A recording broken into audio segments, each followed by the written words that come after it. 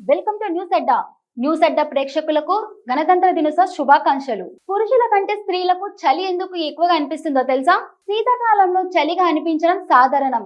అయితే ఒకే వాతావరణంలో ఉన్నప్పటికీ పురుషుల కంటే స్త్రీలకు చలి ఎక్కువగా అనిపిస్తుందని అంటారు.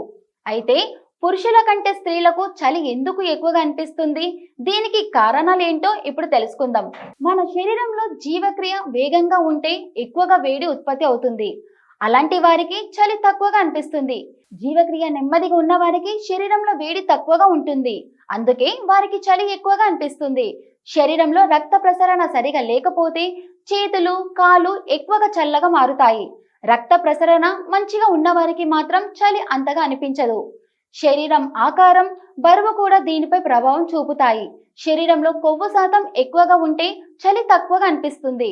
పురుషులతో పోలిస్తే స్త్రీలలో హిమోగ్లోబిన్ స్థాయి తక్కువగా ఉంటుంది. అందుకే వారికి త్వరగా చలి అనిపిస్తుంది. అలాగే స్త్రీలలో కండరాల పరిమాణం తక్కువగా ఉండటం కూడా ఒక కారణం. కండరాలు ఎక్కువగా ఉంటే శరీరంలో వేడి ఎక్కువగా ఉత్పత్తి అవుతుంది.